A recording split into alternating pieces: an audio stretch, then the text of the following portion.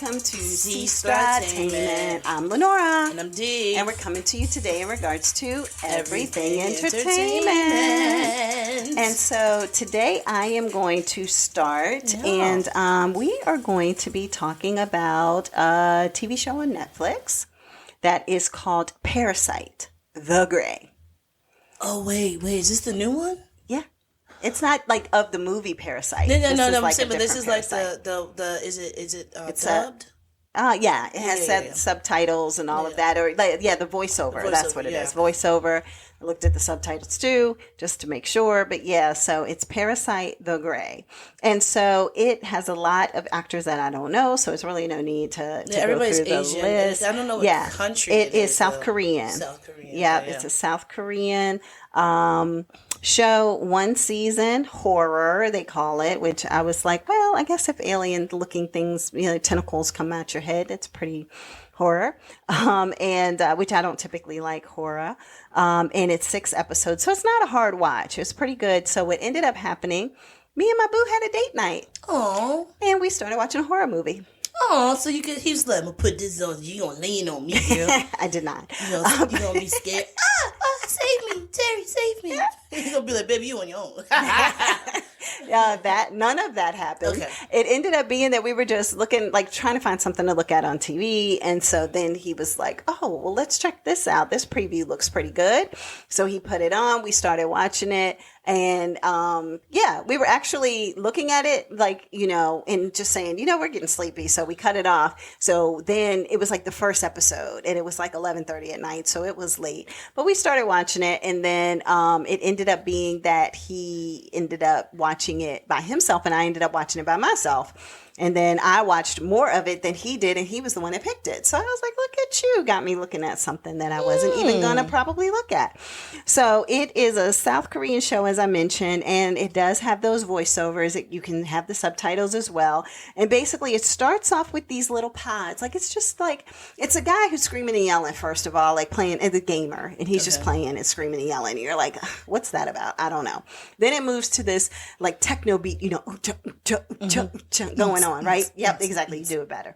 And so that party is going on, and you see these pods falling from the sky. Oh, no, I'm scared already. Done, right? So you see these pods, and to me, they look like the COVID molecule. You know what I mean? Oh, it's like a circle with these tentacle-looking things, coming out of it. And so it falls from the sky. As soon as it falls at the roof of the concert hall, and it was like an open door arena, you see this little slug looking alien thing slide out of it, right? And it's moving fast. Up and down, doing down the little thing, going to this, going to that. Is that what they saw in Miami? I don't know. No, but it was big there, they said. So then it's this slug thing, and it's just trying to find a host. But how big is it? It's like the size of maybe, not even your whole forearm, but close to it. Like close to the size of your forearm. 3-4 inches? Maybe it's a little shorter, actually. Maybe let's say the size of your hand, because it looked like the size of your forearm at first, but then what it does is it finds a host. Okay. By a host, it's a human. It's a human, of course. Of course. Yeah. So what happens is, this guy, he's sitting there minding his own business. He's like asleep or drunk or something, from the party. Mm-hmm. So he's sitting there in like the VIP section by himself. He's knocked out. Well, this thing, you see it crawl up to his foot, go up his pants, go up to his body, go to his ear. Sloop, goes in his ear. So that's why it's not huge, because it goes into his ear. Yeah. You see the guy react to it like, like moving, really contorted, all of that kind of stuff. And then all of a sudden he's knocked back out again. So this girl comes and she's like, dude, come on, let's go. You're missing a party. Like, come on, stop being such a, deadbeat. Like, let's have some fun. So she's like, okay, fine. You stay here. I'm going to go and enjoy the party. So all of a sudden he slowly starts to wake up, and it's almost like the host is trying to get used to the body, right? So it's walking around and everything, and it's moving slow, and it's not paying attention to anything or anybody. So then the girl sees him out there because he's walking, and she's like, oh, you decided to get up. And he looks at her, and he is like, who the heck are you? And she's looking at him like, hello, like, why aren't you talking to me? All of a sudden, his face opens up. Oh, wow. Like it's a big flower. Just think of a big flower, like a 3-leaf flower. Those are things that were on. Was that the Stranger Things type thing? Yeah, something like that. It just opens up like that, And then the tentacles kind of come out from each of the leaves and can slash you in half.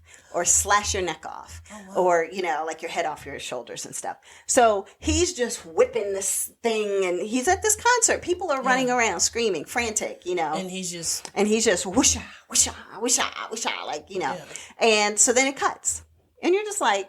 Wait. There's multiple pods?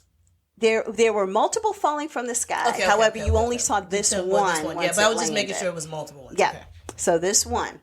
So then you're like, okay, this is going to be interesting. So then it goes to a scenario in which there's a girl, and she actually is working at a grocery store. And actually the guy who was the person who was doing the whole issue with the yelling at the screen for the for the gaming and stuff, he's in the store.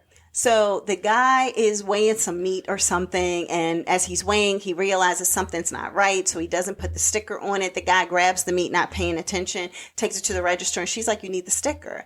And he was like, it's got the sticker. Like, what are you talking about? Whatever. So he goes ballistic on her. And so she is just like, okay. So he looks around and he's yelling at everybody like, don't you agree, this bitch, blah, blah, blah. Like, he's just going crazy. Going off. And so she's just like, okay, like, this is interesting.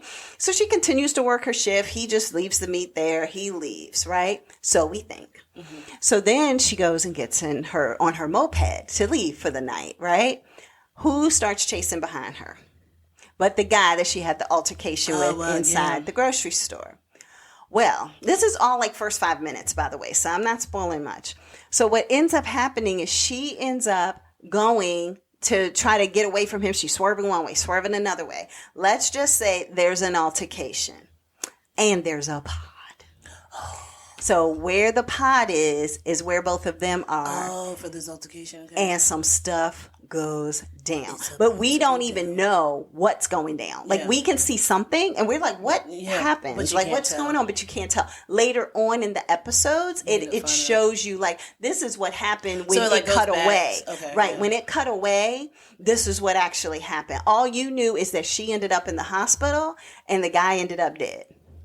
Oh, okay. But you don't know how anything happened. Right. Okay.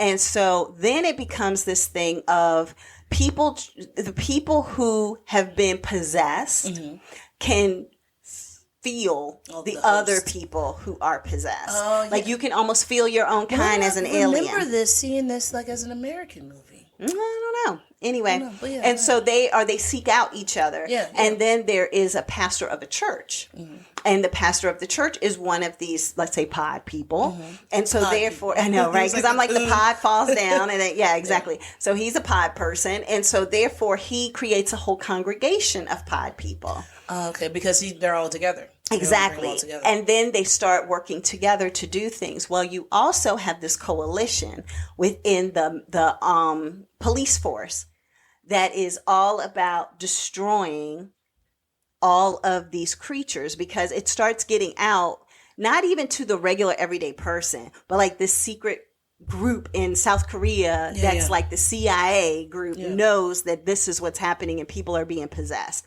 Everybody doesn't know it. So they know that it is people. They know it. And so therefore, the reason that they know it is kind of interesting. I won't spoil that. But there's a woman who runs the task force, and she's really good at sifting out who's who. Mm-hmm. But she has a weapon. Mm-hmm. Like, she has something in her disposal that allows her to sift out who is who. And she uses that as bait.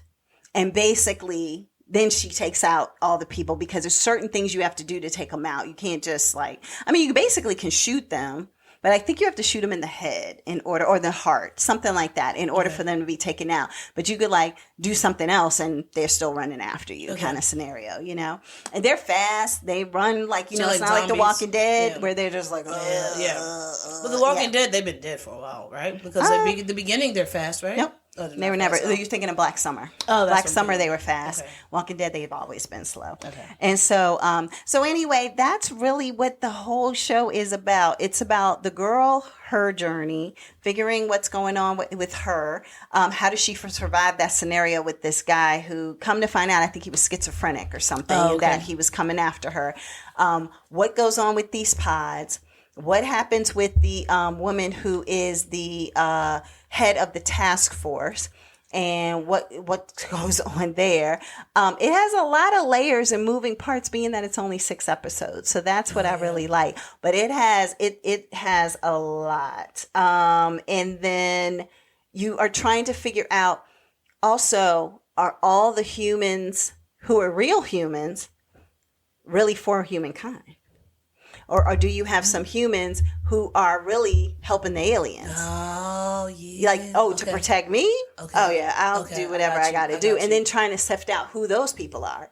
Like, okay, so who is the person that is really not for humankind, but is willing to save themselves by working with somebody else? So that part is a good layer too. So each episode is pretty much about an hour.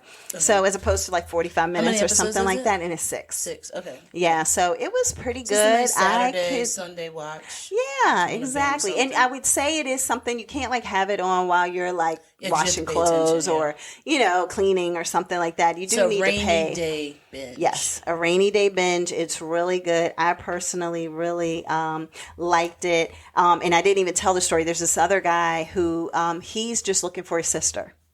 He's just like, where is my sister? I'm trying to find her. What's going on with her? And he's trying to figure out, okay, is she now one of these creatures? Is she missing? Like, what happened to her? And he starts working with some of the other players of the series to try to locate his sister. And then when he does, what does that mean? You know what I mean? Like, what is involved with him knowing now what has happened to her? If anything, I guess. Okay. So anyway, yeah, so that is what I have. So it's Parasyte, The Grey on Netflix. And I would say, check it out. It's not going to be a watch it or no. It's going to be a, watch it if you are into things like that. And when it says horror, it's not scary. It's suspense. It's suspenseful. Yeah. It doesn't have the jump scare. It's a thriller. That's what it doesn't have the jump scares like that to me at least. And I don't like scary things, so that isn't it for me. It has more of because it's gory. You know what I mean? Like you have these creatures and they open up their face and all that. Yeah. But it's even when they open it up, it's not like rah. It's like slowly unfolding. Here's my face, kind of thing. So it's pretty interesting, and it has a weird dynamic in it that I haven't seen in anything else. Okay. There's not one part, but there's one layer to it where I was like, okay, I've seen all or nothing kind of thing. So I was like, this is a different dynamic than I've seen before, and it gives you more insight into what all is going on, why the parasites are doing what they're doing, all of those types of things that I really liked. All right. So that's it. All right. What you got, sis? I'm going to piggyback off of your thing and go to my thing. Okay. The 3-body problem. Oh, I watched that one. I had that to talk about. We might have to talk about it together. Okay, let's talk about it together. That's okay. Fine. We can talk about it together. We just make this a long one. Yeah, okay? It's okay. Okay. So, piggybacking off of Pods and Aliens, this is about aliens. Yeah. Yeah. Supposedly. So, yeah. Allegedly. Allegedly. Shout out to Mikey P. All right. So, a 3-body problem. Let me give you the cast members. So you have Jovan Adepo, who plays Saul. He is friends with Eliza Gonzalez, who is Augie. Jess Hong, who is Jin Chang. And also, who else is the other friend? Alex Sharp plays Will Downing. The singer? No. Sorry. And John Bradley. They all kind of were friends together, work together, things like that. Then also they have another lady that they worked with. I don't even see. Vidette Lim, who is Vera. Yeah. Mm-hmm. Now, these are people who are working together on different things, like some kind of scientific stuff. So this is a sci-fi. Yeah. So it's all scientific stuff that they're working on. I don't remember them actually explaining when it starts off what they were looking for. I can explain. Okay, yeah, explain. I wrote it down. They're physicists. Uh-huh. And you have, I put down that it's scientists, physicists, and it's somebody else. Ooh, biogenetic people. Like it's all these really smart people who are all working together. So and then their friend is the snack guy, the snack guru. Yeah, who's just made a boatload of money. Yeah. He called the snacks after himself. what are they called? Jack Snacks. Yeah. Jack Snacks. Yes. So some of these characters you will know because you have seen them on a bunch of things. Like you got Thomas Wade is the name of the character, and that's Liam Cunningham. He plays Sir Jorah. No, not Sir Jorah. He plays... Are you talking about Sam? No, not Samuel Tarly. The other guy, was it Sir Jorah? Was the guy from, this guy from Game of Thrones? Oh, yeah. I don't remember who he played. Yeah. He played somebody else, though. Yeah, he was in the Game of Thrones. Yeah. But yeah, we do have Samuel Tarly. Yeah. Who is on here as well. But I believe that this is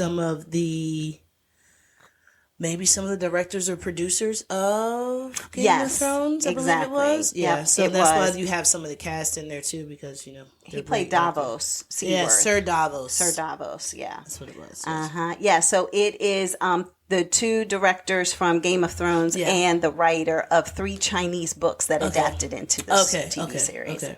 Yeah. So now you do have Benedict Wong, who plays Da Shi, who is like a private investigator / I don't know, he's the detective investigator or whatever. He was hilarious. Yeah, I liked him. Now Liam Cunningham's character Thomas Wade, he actually is some bigwig for some government.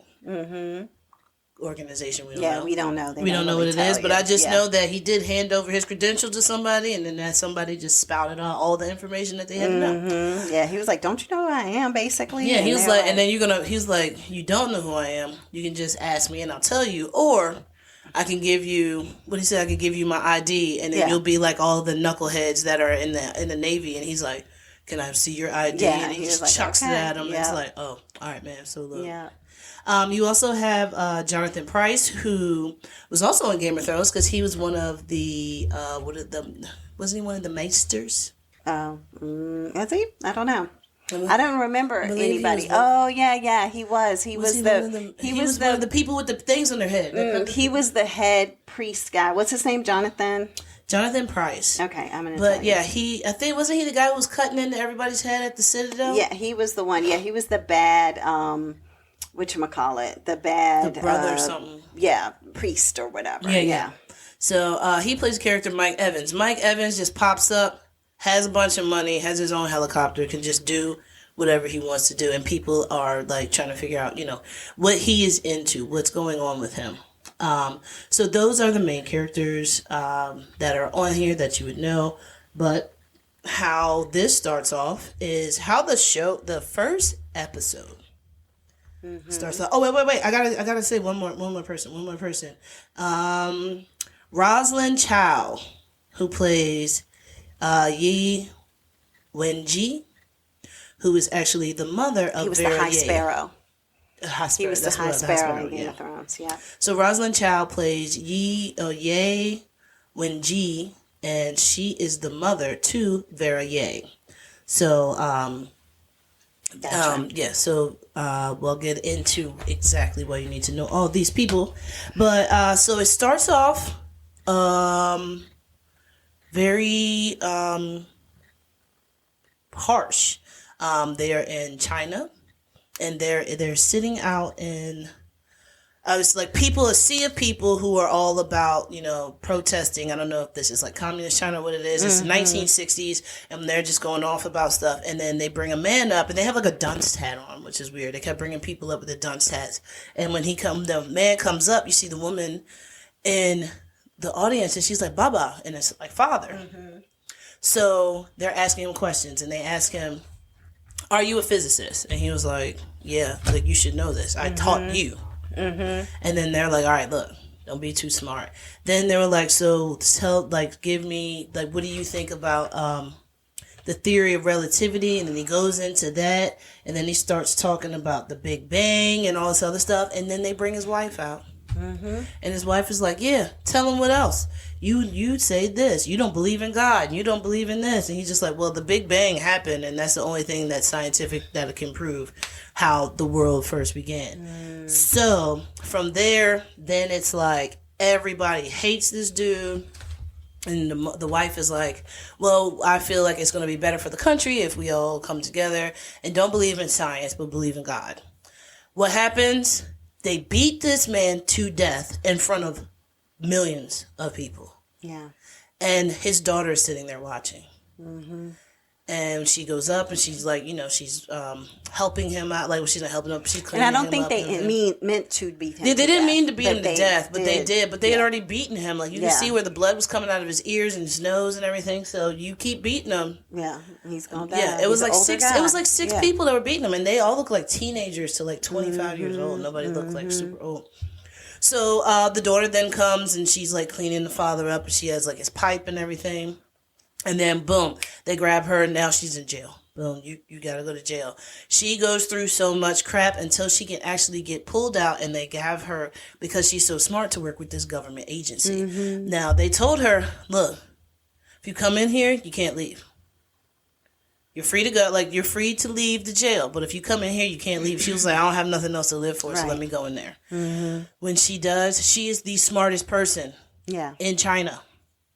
And she takes her smarts to go ahead and be able to use the sun as a reflector or as a magnifier of sound. Like a magnifier of sound, in order to be able to send what they are trying to say messages to the universe to see who would respond. Well, they got a response. They got a response. So that's when it starts to get like choppy. It goes back and forth, back and forth, back and forth, back and forth.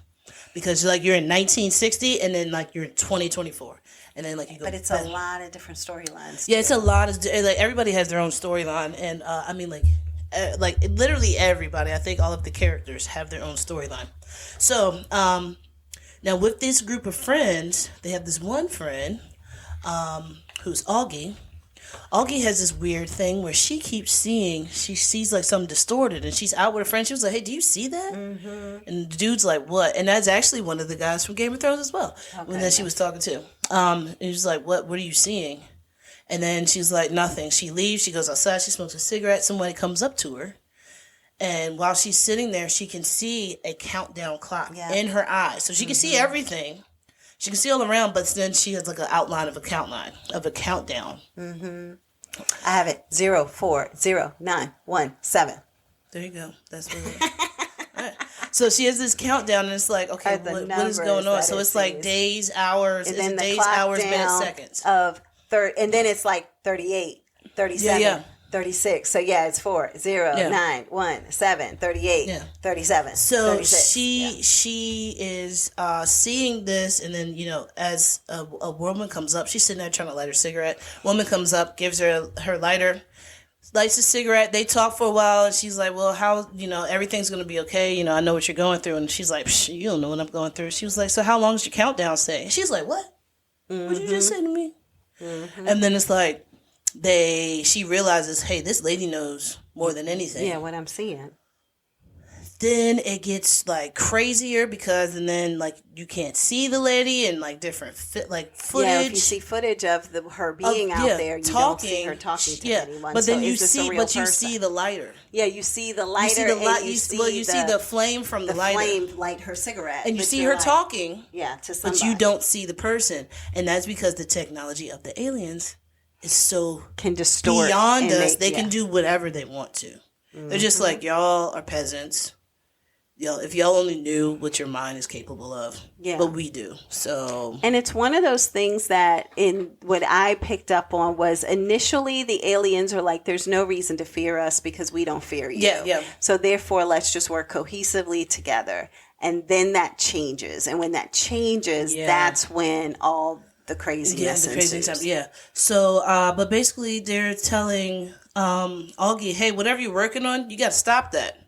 That's how the countdown stops. You got to stop this. The countdown stops. Right. And she didn't believe it. Yeah, she didn't believe it. And then she goes and she does her big test in the lab with some other people, and they're just like, if this works, you'll be the first person to blah blah blah blah blah blah blah, and like in the world. She goes in, she hits the little thing, it breaks into pieces like it's supposed to, and then she's like, okay, I'm the head. shut it down. And they're just like, wait, the what? clock is going down fast. Fast, yeah. And she's like, nope, shut it down. I'm the head, like, shut this down. She's crying and everything. Shut down the project. And as she types, you see the clock, and then as soon as she hits enter, and stops the project, the clock goes away. And it's like a weird clock that only she can see, that's only in her brain. Yeah. But it's like the aliens can make you see things that you wouldn't normally see. Yes. Now, when we were talking about the other guy, what we say he was from Game of Thrones. High Sparrow? The High Sparrow, what is his name? His name is Mike Evans in this. So Mike, they cut to him. Mike's sitting down and he's talking to, well, he's talking to someone, but he's in his office. And then he goes, okay, my lord, I apologize for that. Let me continue. And then it's like this AI voice is talking back to him. You're like, who's the Lord? And he's reading Hansel and Gretel. Yeah. And it's like, oh, okay. Like, what's up with that Hansel and Gretel thing? Come to find out, like, these are the ways that the aliens can speak to us. Yeah, communicate to certain people. And yes. he's one of the people because with the initial 1960s version of everything, he was involved in some communications with the aliens. So they feel like, okay, we can trust him because of the fact that he's known about us for years. Exactly. But he ends up putting his foot in his mouth later on. And he messes everything up. Everything. And it's like, I'm only on like the 4th or 5th episode, but I can already see like you. You got I know I got some ways to go. I know. But I'm just like, he's messed everything up. And I will say, too, because I wrote this down, and since we're talking about it together, the investigator that you talked about, I forgot what his name was, but the one that was kind of funny. Oh, yeah, Dashi. Yeah, he's trying to just figure out what is going on and why are all these scientists all over getting killed. Yeah. Like, what is going on that's killing all these scientists? Yeah. And so, it's like weird stuff, too. And it's blood on walls and it's heads are missing and it's different things. The guy uses blood to write those numbers. The numbers he saw. The timeline down. Yeah, his own timeline of what he was seeing. Yeah. And so it's just like really he gouges his own eyes out. Right. Really strange and weird, but it's almost like you get almost so crazy by seeing it constantly. Yeah. Everything you're trying to look at something and you can't see a person because you just see numbers in front of their face. Like everything you try to do and see and all of that. And then also you had it where there was a woman who, just like she was really working on this accelerator program with Vera, is that her name? Vera was the beginning, the lady, the first one. She was working on the program, and then all of a sudden, you just see her dive into a pit, like, into a vat of water or whatever. Like, she goes into the cylinder, and you're like, and I mean, they don't give you any explanation on that for a long time. You just see this woman, she's talking to somebody. She's like, hey, what's going on? Da-da-da. Do you believe in God? Yada, yada, yada. Dee-dee-dee. Okay, now I go kill myself. And it's like, wait, what? What's happening here? And then it goes on to another story. And you're like, well, are we going to get an answer to that? Yes, so that's what I'm saying. It goes back and forth. Back and forth. But you have to pay attention to it. Yeah. But when Vera does pass away, then everybody gets together to go to her funeral. They go to her mother. And that's when some things start to unfold. And then they see this thing, this metal thing. I think Vera's mother ends up giving it to one of her friends. Jen. Yeah, ends up giving it to her, and she puts it on. And this is it's like virtual reality. Virtual reality. This is like you could taste, smell, feel. It was like it completely took over your brain. Yeah, when you put this AI, think of like how you have the virtual reality thing that you put on, but it was shaped different. It was almost like a helmet more than it was. Like, but when you put it on, it's like if you were wearing a certain outfit, you might be in that outfit in there, and it's like, how would it know what outfit I was wearing? Like, how is that possible? Or you could be in a medieval outfit. Yeah, because they have different skins. Remember, remember a dude put it on. He was like, oh, different skins. That's kind of cool. But it goes to, and what happens is you always see this one little girl. Yes. Everybody goes into it, you want to see this one little girl. But if you're not supposed to be in it, oh yeah, the woman comes up, she was like, you are not invited. Whoosh, and she'll kill chops your head off. Yeah. And you're like, like, but you're alive. Because you're alive, but you take the headset off and you're like, she just chopped my throat. And then like he puts it on again. He was like, yep, she did it again. And he was like, I can taste the blood in my mouth. Yeah. He's like, that is just so weird. Yeah, she's literally like, you just feel like you are being killed, so you want to take it off immediately. Yeah. And so it's like, it's crazy. And then, I mean, it's so many different things. It's like murder, it's aliens, it's numbers that are randomly going, and you're just trying to figure out what's going on. It's the VR game. It is different things in regards to I don't know. It's a lot of moving. Oh, there's stars blinking. There's different stuff. It's stars, Dashi comes up to Augie and was like, hey, can I talk to you for a second? And she's just like, I gotta go. This is right after she canceled everything. Yeah. And he's just like, well, I was just trying to figure out why the stars were blinking for you last night. She's like, wait, hold on. How you feel about blinking this? for you, not everybody. Yeah, for you. There's eyes in the sky. There's different things. It's so weird. It's it's a lot going on this. And it's only, is this 8 episodes? I can't remember. I think, hold on, let me see. I don't even know if you've seen the eye in the sky yet. You probably haven't even gotten to the eye in the sky. I have only gotten to, like I said, it's almost 5th episode is what I'm on. Yeah. But this is, it's 8 episodes. Yeah. I would say I put down in my notes as I was going to talk about it, if you get through the first 15 minutes and you're still intrigued, keep watching. Oh, yeah, but I mean, if you don't, if you're just like, this is just too weird, then don't, because it's not going to be for you. But I will say that when it catches you because it's one of those shows, it's like, wait, what?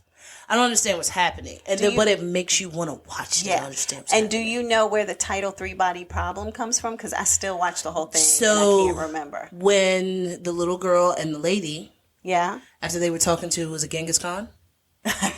Oh yeah, sure. It was Genghis. Yeah, Genghis Khan. I remember. Yeah. But it's funny because they're like, okay, Genghis Khan. That's what I'm saying. You're right. Yeah, because when you put the headset, on, it takes you to different periods of time. Yeah. So remember they go and talk to Genghis Khan and everything, the sons, blah blah blah blah blah. I think it's the sons all lining up. Oh, is the 3 bodies.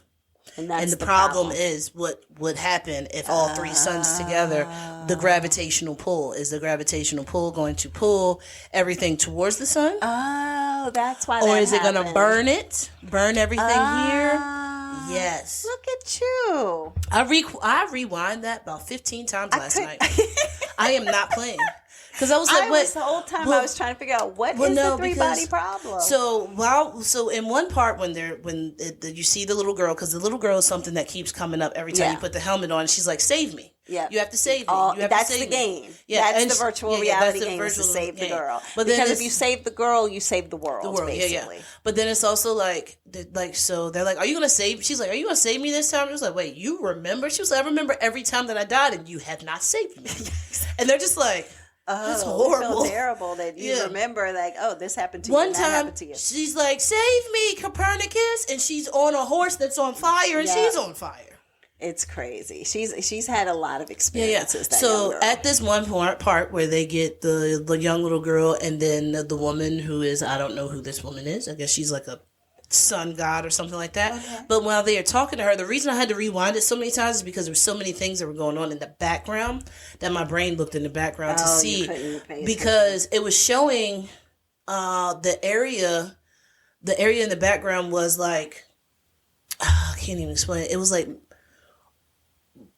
what was it, like sandy or whatever, and then it was like people had built up, so it was like Mesopotamia, and then it went to being completely covered with snow, and then the snow going away, sand being there, water coming in, buildings being built, burnt down, then built up again, and it goes through all of hundreds of thousands of years on the planet Earth. Yeah, and how it all moves. It grows, it shrinks, it becomes, and then it even shows to the future. It even shows to the future. They're standing there looking like, yo, this is wild. Yeah, but then I had to rewind because I was like, okay, I watched all that, but I heard no words. Oh, because you were so busy with the visual effects of it all. So then I feel like after that was the eye. Yeah, okay. So then I went back and listened to the words, but I couldn't understand exactly everything that was it was happening, a lot because it was a lot of words that were being said back and forth. But basically, it's like, y'all need fear. Remember the God did say that. She was like, humans need fear, and if they don't have fear, then the world, they will destroy the world. But as long as you have fear, then the world can keep going. There's no problem. But what you end up finding out is that there are 2 sides to this. There are the people who were like, okay, well, I've heard the aliens, but I'm going to make sure that we come together and get pods to go to another place so we can live. Mm-hmm. And then there's like, it's like, why would you do that? Didn't like, what was told to you? Right. Who said this to you? You know? So, and then it's like those group of people versus the people who were just like, all right, the aliens are coming, so it's inevitable. It's just going to happen. Mm-hmm. We got to welcome them with open arms. Yeah. If not, they're super smart. They speak telepathically. Mm-hmm. They didn't know what a lie was. Yeah, exactly. But the other part to this is there were actually 3 groups of people, because then there were the people the doomsday people who killed themselves. Oh, yeah. Because they were like, okay, I can't deal. So they I mean, like, I feel like the doomsday people were just like, they didn't know anything. Well, I mean, I'm just saying that you had the people who were like, we resist, the people who we accept, and the people like, we can't deal. Yeah, like, I'm out. Those are like the 3 different levels of exactly. people that you kind of saw throughout the series. So, but no, it was interesting. Yeah. So, what did I put down? I can't even read my own handwriting. This is sad. But basically, it is when it's a lot of deaths, but the deaths lead to more knowledge.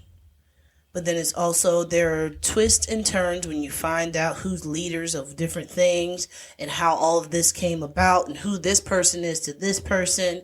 And like, and when you put all of that together, I'm in the 5th episode and I'm putting it together and I'm like, mind blown. And you can watch where they have, like Game of Thrones, the post-mortem of the show, so that you can find out more about things that you might have missed, why they did things a certain way, all of that. And it has the Game of Thrones guys on there and the guy who was the director. Yeah, so I think that is really good. But like you said, if it doesn't catch your attention in the first few minutes, then don't. Yeah. It might not be for everybody. Yeah, it might not be for everybody, but I mean, like, if you are into, especially, like, if you were into anything that has to do with science and, like, the theory of relativity and things like that, and this will, I don't know how to explain it, but I'm into things like that, and I'm just like, yo, this is a thing. Like, this could really happen at any point in time. Like, we are just little molecules here on Earth. Little teeny tiny things. In our golden fleece diapers. No, I'm sorry. But like, we're little teeny tiny things here on this earth, but we don't know what's happening like around us. Right. At any point in time, like, something could shift our gravitational pull, and now the moon is coming directly to us, you know? Or now we're like pulled into like the sun, or pulled into like another planet. Our planets could collide. Like, there's nothing we can do. Nothing you can do. Well, I mean, and you wouldn't even know about it, probably, because nobody will tell you. Yeah, that'll be mass chaos and anarchy. Yeah. So it's the only person who would live would be Zuckerberg. Wait, no, never mind. That's Mark Zuckerberg, because he is the underground thing. It's like, what are you saying, Zuckerberg? That would be the X guy. What's his name? Elon Musk and Bezos. They'll be in their little. They'll be the only ones. They'll be in their penis-shaped rockets going somewhere. Yeah, that's what they said. The SpaceX. Yeah, I know. All of those machines were supposed to be mine's is bigger than yours. Yeah, basically. So, but yeah, they'll be the ones that'll be up there trying to figure out where they're gonna go. It reminds me of that one that I talked about, where it was the end of the world, murder at the end of the world, or whatever. Yeah. It's like that. So where would these people go? But but I do like it. 3-Body Problem. It is on Netflix. That is another rainy day binge if you can get into it. Yes, 100%. So check it out. Like I said, it starts off like gory, with the beating of the man. Yeah. But then it gets to a scientific thing, and you're just like, oh, okay. So the reason that they had to show the whole beating of the man is because they had to have the example of why they have to talk about the theory of relativity, the Big Bang, and all different things when it comes to science and physicists. So yes, that's the only reason why they had to do that, where it's like, yo, this is bad. You're not supposed to do that. Yeah, that is bad. Yeah. This is good. Exactly. Yeah, so, exactly. Yes, watch it. It's not a null. It's a watch it. It's a watch it. Yeah, so 3-Body Problem, Netflix. There you go. What do you have next, man? Not the Netflix. Netflix. All right. So I have The Gentleman on Netflix. I was wondering if you were going to talk about that. Yeah. So The Gentleman. So it has a lot of different actors in it. One of my favorites, of course, is Giancarlo Esposito, who, if you all remember, I was mentioning that I had taken a picture with, actually in At GalaxyCon. the GalaxyCon right here in our state. It was amazing. It was so fun. But yeah, so we have the cast being the main character, I guess, who is the gentleman, Theo James, who plays Eddie Halstead. I didn't know he had an accent. I don't think he was he's faking British. it. I didn't know he was British Yeah, because in real other life, things he's that British. I felt like Everything he was that- in. Yeah, he's an American. He so. doesn't speak in a British tone in the Divergent or the Allegiant or the Insurgent or any of those Hunger Allegiant, Games or whatever those Allegiant. things. I don't know what they are. But anyway, in the White Lotus, he didn't have an accent. So I just didn't know he was British. So Yeah. I was like, oh, okay, that's new. And so then you have Susie Glass as Kea. Well, I guess let me go back. Kea Scoldario is Susie Glass in the show. You have Daniel Ings as Freddie Halstead, who is his brother. You have Ruby Shear as Gabrielle. You have Jolie Richardson, which you always see her. She reminds me of like a Farrah Fawcett, but she's not. But anyway, so but she was Lady Sabrina, which was his mom. You had Vinnie Jones, who played Jeff. He's like the field hand. He's like the guy who works because they all have money. So the guy that works there. I've already told you about Giancarlo. So anyway, the story starts with this guy who is the gentleman. So he is actually, Eddie is out with the military. So he's just doing his job as like a member of the military and as an officer. And he finds out that his father is ill. He finds out because one of those big, nice, fancy cars pulls up and someone in the back puts down the window and says, such and such, Eddie, your father is ill. So, you know, it's like everybody can tell he's got money, right? So it's almost like the Prince of Wales or something where Harry was in the military and he's being told that Charles is sick or something. Yeah. So anyway, it's like that. So then he ends up getting in the car and he goes to see his father. He gets there before anything, you know, happens with his dad. And so you realize that they are like royalty. Like he's a duke. You know what I mean? Like they're Not the Duke of Edinburgh. No, but he's like a duke or something. And that's why they call his mom the lady such and such, you know. And everybody is like, sir, or, you know, your highness or whatever. Like everybody talks to them in such a way that lets you know that they are of money, right? And so anyway, your grace, that's what it is. Your grace. What do you need, your grace? Are you okay, your grace? Like that kind of thing. Okay. So anyway, he lives in this massive castle when he goes to his dad. His father, unfortunately, again, first 5 minutes passes away. And when it's time to read the will, can I tell you, I have never seen a scene like that. Oh, really? Because, you know, you see scenes in a will and, you know, of a reading of the will and it goes in the direction that you expect. Or it might be like Knives Out where it goes in a different direction and people aren't happy or, you know, whatever. I have never seen somebody lose it like they did in this scene. It was really? The most horrifying. I mean, like, it was like jaw-dropping, but hilarious. Okay. It was like, wait, what is happening here? Like, this is why? the reading of the will. Of the father's will when the father passes away. And it's hilarious. He leaves everything to the dog. I won't even give it up, but oh my God, it was hilarious. So anyway, what ends up happening is that, I guess, you know, Eddie, for example, and like I said, all this is like the first 30 minutes or so, but, and I think it's 8 episodes because I'm only on probably myself episode 5 of this series. And so it was a mess. So what ends up happening is that Eddie, as he's walking around the property and different things, whatever, he comes across a woman who came to the father's funeral and he's just like, who is she? So he talks to her and she was like, oh, your father and I had an arrangement. So just to let you know. Harlot. Oh, sorry. No, but thanks for screaming that in people's ears. Sorry. But no, so she's like, you and father and I had an arrangement. He might have thought that. I don't know. And he was like, well, what kind of arrangement? She was like, well, I'll show you.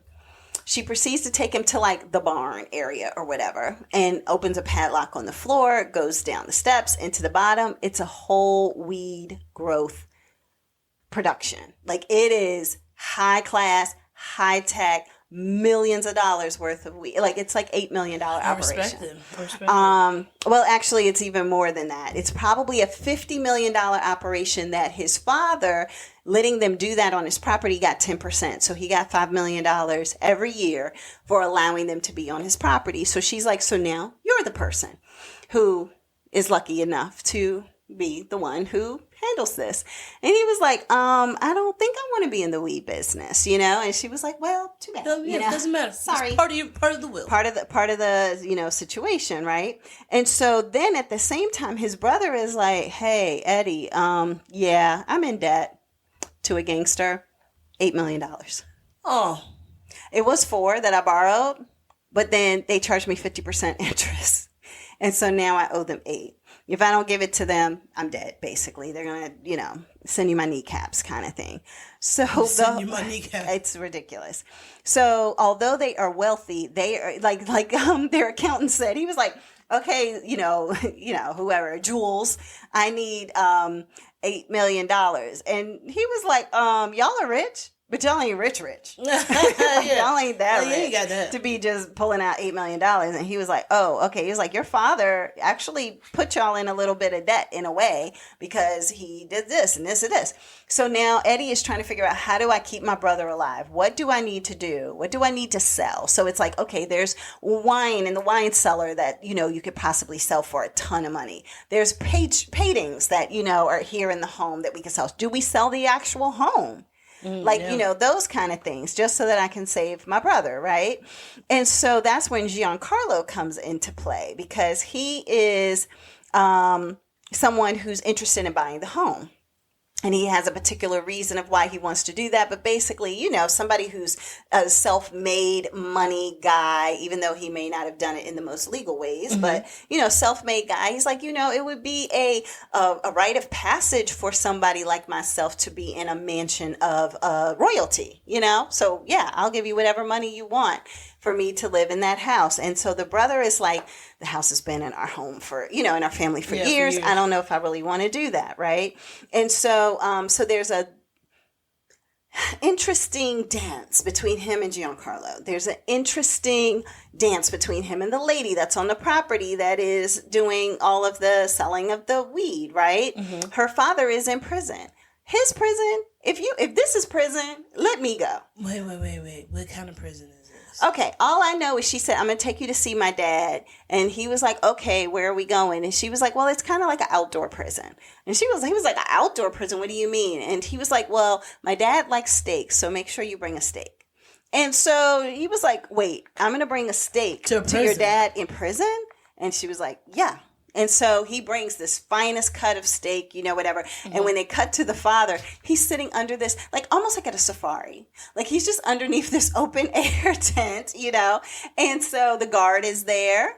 And there's a little guy who is cooking like hibachi, I guess you would say. But it's like taking the steak and cutting it ever so slightly and putting it on the thing. And the father is like, this is beautiful, the marbling of the steak or whatever. And we have such and such here. And he's one of the top chefs in the world who's able to, fix this for me to perfection. And we are going to partake in this. And then the guard is like, sir, do you want me to stay or we good?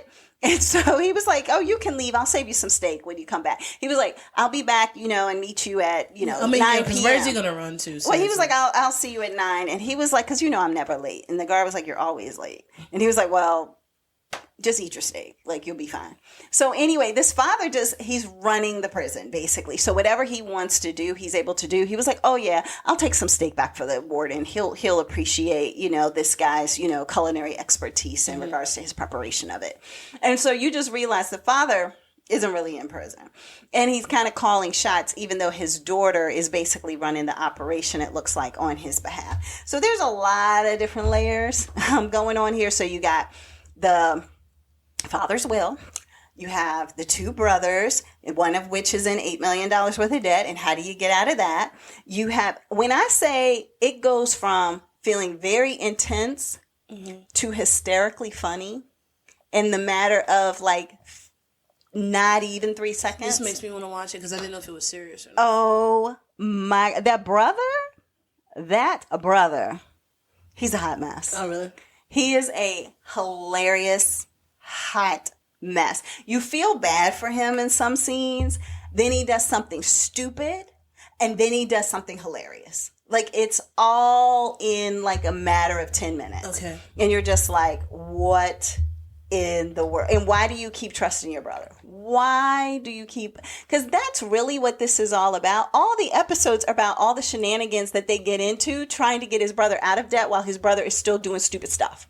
So keeps him in debt. Either keeps him in debt, keeps him with, him being a hostage for somebody, keeps him where he has to make life and death decisions, like whatever it is. It's just all over the place. So you have Giancarlo Esposito as a person who is basically like a drug lord. I think they said he made his money off of meth or heroin or something. And he, is involved. You have the woman and her father who is in prison, but they have the operation on the property. So the brother, the main guy, Eddie, has to figure out what he's going to do with that.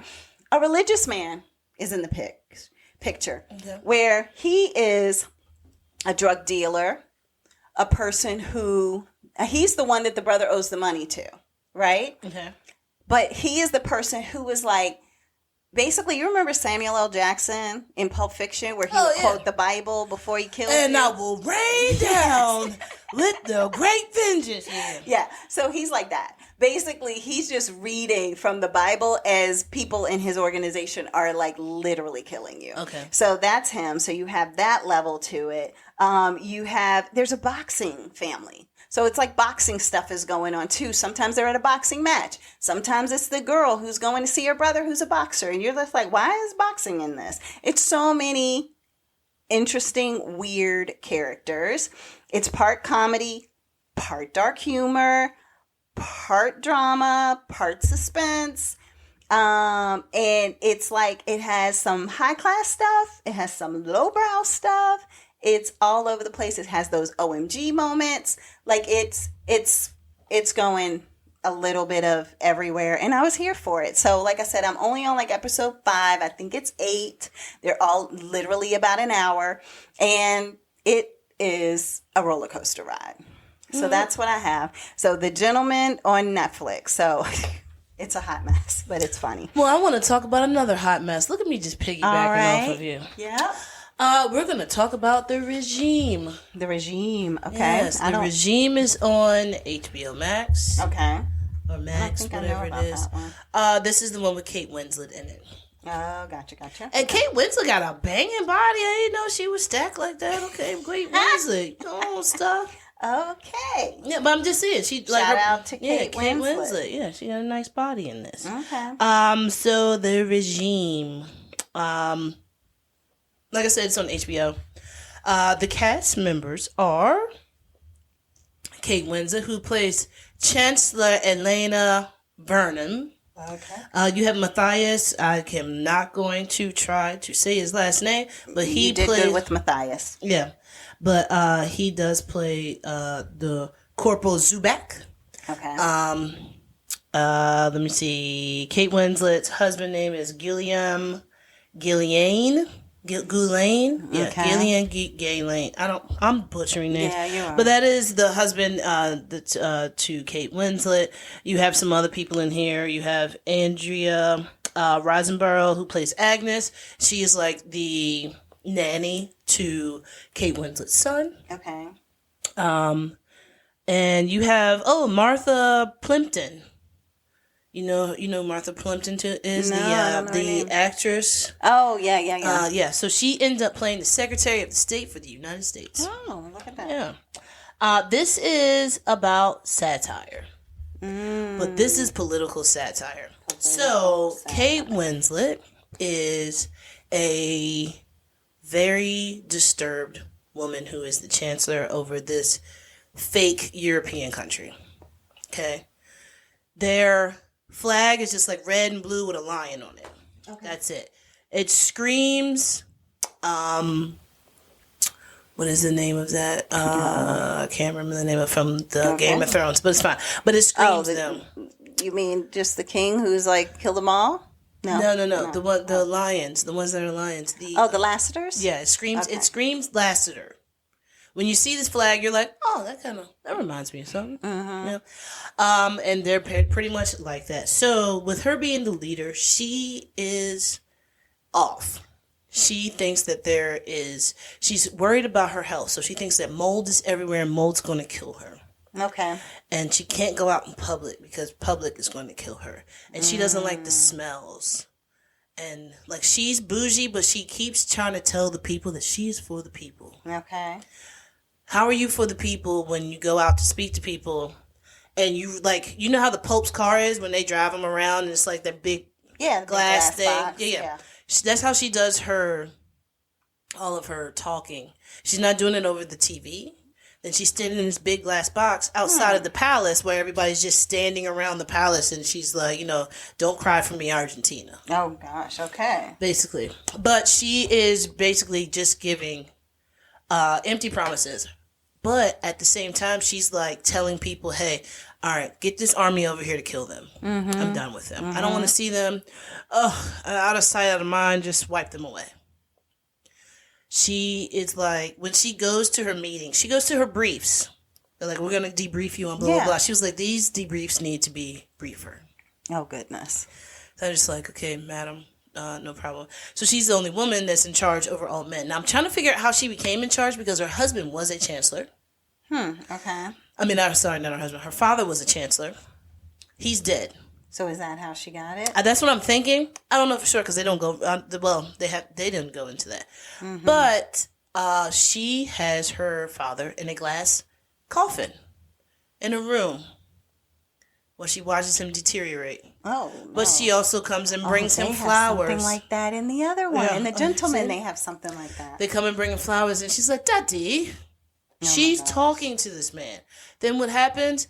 The man in her mind, he ends up like talking to her. I don't know. I don't get it. It's out there. But she's like, well, Daddy, I'm not like that. You can't say that I'm this way and blah, blah, blah, blah, blah, and blah, blah, blah. So she's like basically trying to prove to her dead father that she's good at what she does. But in her mind, he is telling her how crappy of a job she's doing. Okay. It's a lot. But like I said, you think she's all for the people? Nah, she don't care.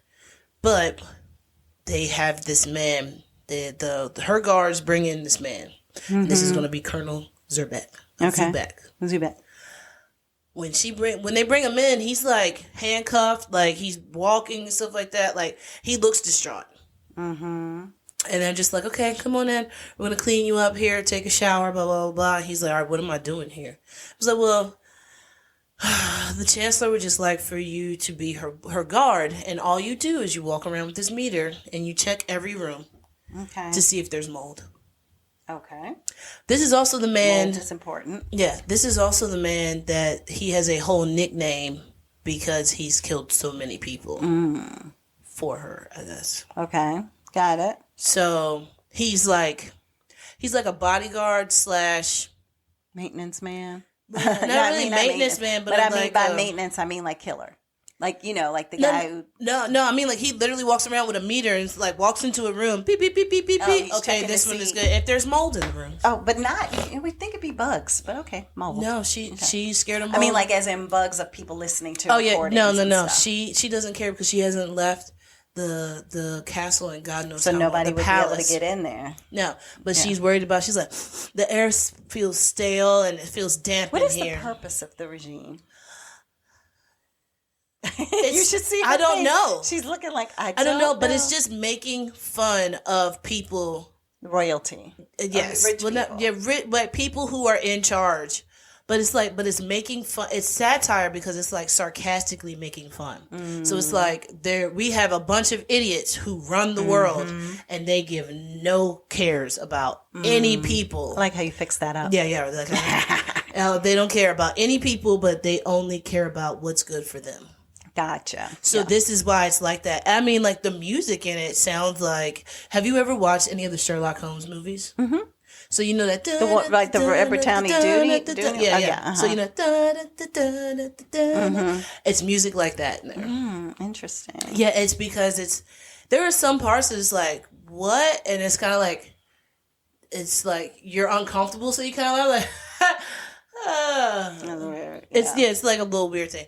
But so Colonel Zuback ends up being not only her bodyguard and her mold detector, but he also becomes her confidant. And with him being her confidant, she starts to listen to everything that he says. So he's like, you don't eat this anymore. You eat dirt. Ooh, okay. And she listens And to she's that. like, okay. Her son has seizures. He's like, he doesn't need these. He doesn't need to take his medicine. He needs to eat this every day. Interesting. And she's like, oh, it's working. Well, she thinks that it's working. Come to find out, no. Actually, what's happening is that your nanny is actually pumping this little boy full of his medication.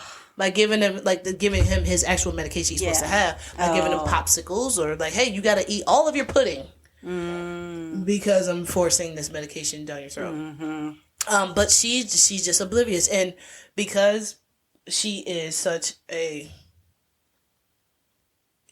because she's so oblivious to everything except for her. Her husband's like, hey, so we haven't had sex in a year, so she's like, oh, no, God, disgusting. No, I don't want to do that. He's like, oh, okay. All right, well. And then her and Colonel Zuback have this weird thing where she's like, I've seen you before somewhere. You've been in my dreams and blah, blah, blah, blah, blah, blah, blah. And then he has dreams, but he's having like sex dreams about her. And then she's like, so in our dream last night, so she's dreaming the same thing he's dreaming? I don't know. They don't ever clarify that. But it's like in the dream last night, blah, blah, blah, blah, blah. And he's just like, yeah, that's what I thought too. So, I mean, it's so weird. No, I don't want to watch it. The satire of it is good. It's a lot. I would say that if you like picking on, whatchamacallit, if you like picking the British or the not even the British, but if you just like thinking about how stupid people are that run different countries, rich and just be like, you know what, this is funny, but it's also super sad. Super sad. Yeah, maybe. Then this could be it for you. This is the one. Yeah, for you. Yeah. Okay. So check that out. The Regime. It's only 6 episodes, and it's on Max. All right. Great. Well, I know we're a little over time, but I did just want to acknowledge the eclipse. I thought you were going to do it, so that's why I didn't. I know, but I didn't realize how late we were in time. We were a little late in time, but I do go have ahead and something. share what you wanted to share with So what I wanted to share was there was a high school teacher. It was a high school science teacher, and he had told his students in, was it 1979, I believe it was? I wrote it down.